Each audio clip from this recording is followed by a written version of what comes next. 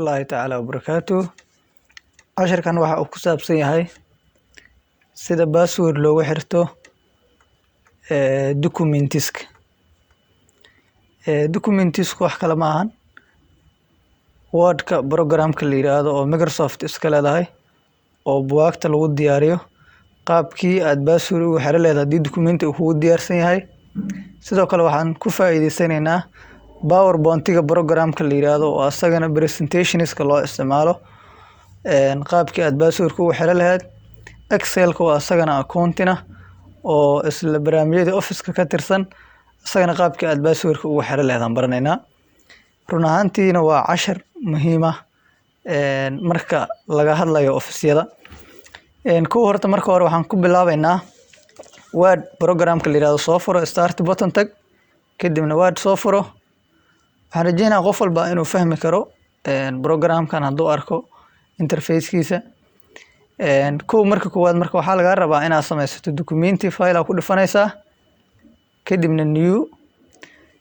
qaybtan markaa gasho marka waxaa jira waxyaabo badan oo templates ah iyo qayb blank oo iska banaan. Marka templateskaas scroll ka hoos u wada xataa waxaa arki kartaa qaybo aad u qurux badan oo diyaarsan ku arki kartaa. Marka sambal ahaan marka aniga hal sambal oo kale aan iska qaadana midkaas annual reportska ay ku qoran tahay. Muhiimadeenu ma ahan documenti inaan diyaarino laakiin waxa waaye documenti saan oo kale noogu diyaarsan qaabkii aan password ugu samayn lahayn. Password-na qof walba uu fahmi karaa muxuu ka difaacaa in dad kale ay furaan ama inay wax ka bedbedelaan. Laba step waa jirtaa oo aad password ugu xiri karto waa documentigaada. Maxaa samaynaysaa wadada koowaad file aad ku dhufanaysaa. File markaad tagto kadibna waxaa ku dhufanaysaa info meesha new iyo open hoos u raac info aad ku dhufanaysaa. Qaybtaas markaad tagto marka daaqada soo gal protect documents meesha ku qoran tahay fur kadibna waxaad ku dhufataa encrypt with password ku qari macna passwordka meesha ku qoran tahay. qaybtaas markaa gasho marka passwordka aad gashanaysaa symbol waxaa gashanaysaa 1 2 3 4 5 tusaale waaye adi laakiin optionska waxaa doonto ka dhigo password kadibna okay dheh. mar kale laga rabaa passwordka aad soo gelisay inaad ku celido 1 2 okay labada passwordna maxaa laga rabaa oo gelinaysa inay isku mid yihiin kadibna okay yaala. meeshaas maxaa ku qoran a password is required to open this document. qaybtaas marka intaas ku qoranto falaartaas hore oo baaga hal mar ku dhifo. Passwordka marka haddii aad rabto in la apply gareeyo oo la aqbalo waa inaad documentiga safetaa. saa u save hal mar close-ka caadiga ku dhifo. save asaga ku weydiinayaba save ku dhifanaysaa kadibna waxaad raadinaysaa meesha aad dhiga lahayd. tusaale ahaan aniga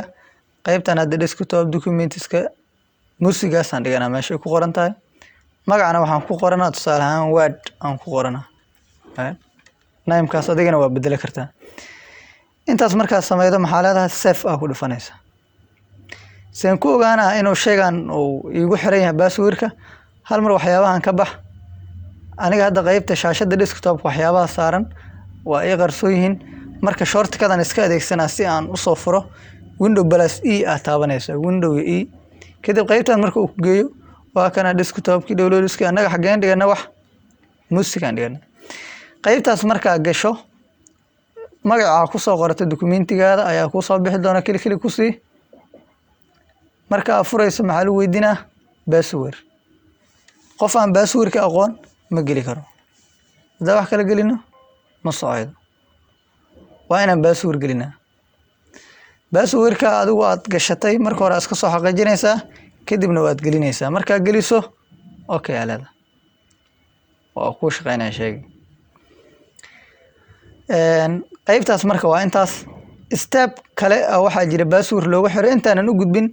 haddii aad rabto tusaale passwordka inaad ka tirto ka masaxdo symbol meeshii aad tagaysaa infogii kadibna qaybtii aad tagaysaa aad passwordka ugu xirtay. qaybtii passwordka ugu xirtay aad tagaysaa kadibna waxaad samaynaysaa caadi u tirays kadibna okay leedahay. xagii maxaa laga rabaa marka inaad tiraahdo save inaad ku tiraa laga rabaa. mar walbo aad wax ka bedesho waa inaad ku saftaa kaliya ku siinaysaa qaybtan hadda noo iska dheh kana marka documentiga qaybtaas marka waa sidaas waa hal step oo Word documentiga password loogu xiri karo kadibna looga furi karo step kale waxaa jira asagana simple oo aad password ugu xiri karto maxaa sameynaysaa file ku dhifanaysaa kadibna save as midaas ay ku qoran tahay this pc kali ku siinaysaa ama se waxaa sameyn kartaa F2 alif bisa taabanaysa F2 alif oo keyboardkaada meeshii adigu wax un laga save jiraa loo geynaa save as la mid tahay magaca doonta ula baxaysaa hadii magaca kugu qorayna waa okay kadib meeshaas marka save ka agteeda tools ay ku qoran tahay soo furaysaa kadibna general option ku dhifanaysaa labadan option ku imaata marka password to open iyo password to modify labadan waa kala duwan yihiin password to open waxaa loogu talagalay documentiga in lagu furo qof aan aqoonin oo passwordkan lagu xiro meeshaas ma geli karo password to modify na kaliya wuxuu u diidi doonaa in qofku wax ka bedbedelo documentiga intaas inaan fahantaan rajeynaa labadooda haddaa ku wada xiratana qofka password openka la weydiin doonaa kadibna modify-ga la weydiin doonaa marka koowaad openkan baraaweynana wuxuuna la mid yahay kii hore aad soo aragtay kaas hadda muhiimad saas nooma sameynayo markii koowaad macnaa midka aan ku xirin oo kale uu la mid yahay kan hoose marka muhiim ah asaga modify-ga maxaa sameynaysaa salaan 1 2 3 aan gashaday kadibna okay alaada 1 2 3 aydan okay kadib maxaa laga rabaa save in ayraad saan u ogaana documentigan close in ayraado file ku dhufana close kadib haddana open halkiisa ka soo leeyahay raadina meesha ku jiro qaybta hadda muusiga hadaan tago waa kana Word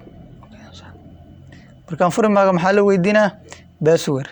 tusaalaan passwordkii maba aqaanaba modify-ga ku saarato openka awlare maxaa waajibaad qofka hadii uu aqoon waayo gudaha uma geli karin documentigaas kan laakiin waa ka duwan yahay qofka passwordka haduu soo aqoon muxuu ku dhifsanaa read only qaybtaas ku dhifanaa kadib daaqadan iska xir qofku uu akhrisan karaa documentiga asaga dhan uu fiirfiiri karaa inta shay ka koobnaa laakiin wax modify-na kuma sameey karo oo waxba kama bedeli karo tusaale qaybtaas maagta tir marka tirto tusaalahan see ku baraaweyna waxaan in laga aqbalay in kale waa inaad documentiga save maagtaa markaas ogaa kartaa haddaa save xaggan ka sameyso waa isla mid oo meeshan waxaa la yidhahdaa customize quick access toolbar la yidhahdaa waxaa loogu talagalay waxyaabaha mar walba sameydo ayaa soo gashanee haddii marka saan oo kale ay save kugu jirto waad ku dhifo kartaa aysan ahayn waxaad sameyn kartaa steps-ka aan marayna soo mar daaqadii markaad tagto aan dhahay save caadi aan isticmaalno daaqadii markaad tagto meeshan aad save baraaway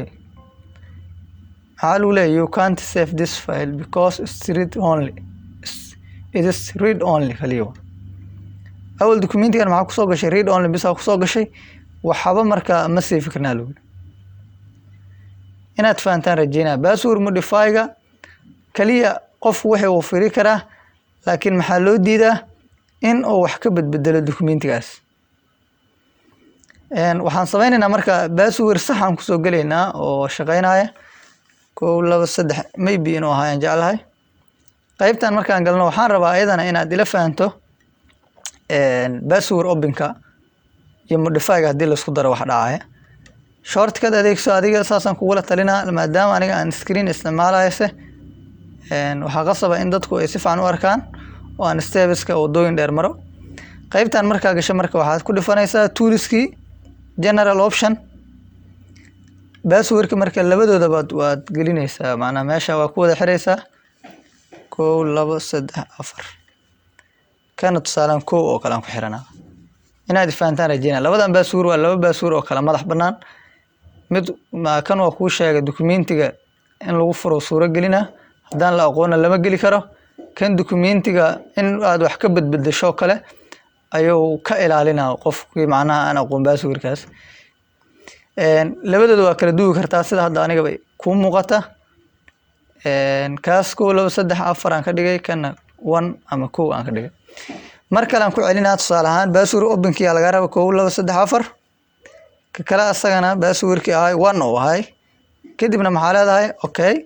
kadibna maxaa leedahay save hadda baraaway marka aan baraawayna fiirino waa hal mar soo fur password xal weydiiyay open lagu weydiiyay marka koowaad waa ina passwordka soo gelida haddana maxaa laga rabaa modify-ga 1 oo ahay kadibna hadda marka qofkii awood wuxuu leeyahay in uu passwordkii open-kiina maadaama uu soo galay oo na modify-giina sameeyay inuu documenti waxna ka bedeli karo oo u soo furmay ayuu macnaha loo ogolaanay markaan sababtoo dhowrkii password baa soo bixiyay haddii aad rabto marka inaad faarujiso passwordka oo ka wada tirto symbol F12 aad taabanaysaa daaqadii marka tagto meeshii toolska ku dhifanaysaa general option key labada password baa ka tiraysaa kana asagana waa ka tiraysaa kadibna maxaa samaynaysaa okay kadibna waxaa leedahay save qaybtan marka symbol iska xir baraaway documentiga inuu password la'aan noqdo la rabaa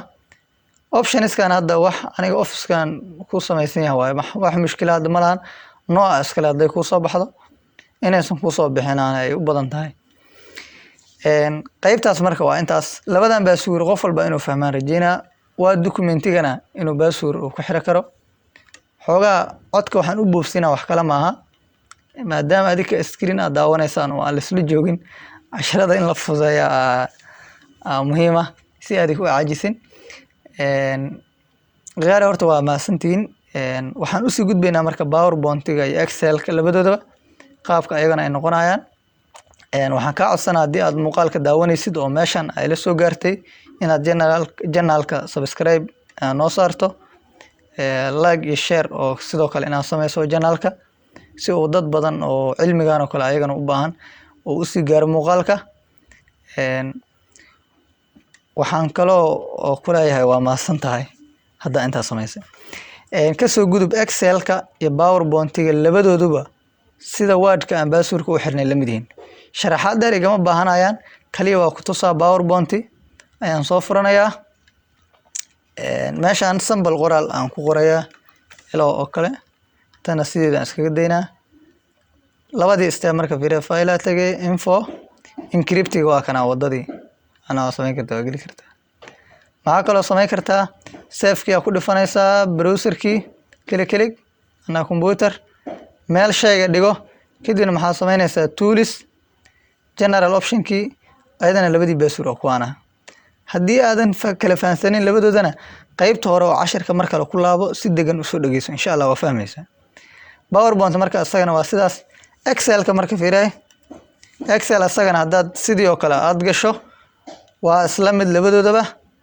tusaalaan marka waxaan sameynaa hadda kan mid faaruq uu yahay waxaan dooranaa mid symbol oo wax ku qorayn oo kale ayaan rabaa hal mar inaan soo furto oo ku dhifanayaa kadib qaybtan marka ay sidaas tahay waxaan sameynayaa file aan ku dhifanayaa info-gii waa isla mid labadooda sidoo kale soo ma aragtid qaybtaas marka waa sidaas hadda save si aado qaybta kala tagta ayadana maxaa samaysmaya general option labadooda waa isla okay saddexdaas program isku qaab ayaa loogu xiraa password-ka Microsoft Office ayaana iskale waana programyo muhiim ah oo qofku marka uu computer baranayo inuu fahansan yahay la rabo inaad wax badan oo password ku xiritaanka ahna inaad ka fahanto waa rajeynayaa haddii ay wax kugu sii adkaadaana qaybta comment-ga waad igu reebi kartaa waana mahadsan tahay cashar kale oo casharkan la mid oo ka sii xiiso badan iyo kulanti dambe oo xiiso leh channel-kana subscribe-ta yaa la ilmaamin waana mahadsantihiin subscribe-ta mar walba ustaadka muxuu codsadaa inaad tirahdaan suuragal waaye mar walba waxay u baahan yihiin dhiirigelin cashara oo la diyaarinaa in la soo geliyo rabtaa macnaha channel-ka in la soo geliyo haddii marka subscribe iyo like iyo share aan la arkayn dhiirigelintii meesha ka baxaysa marka sababta inaad fahanteen aan jeclahay waana mahadsantihiin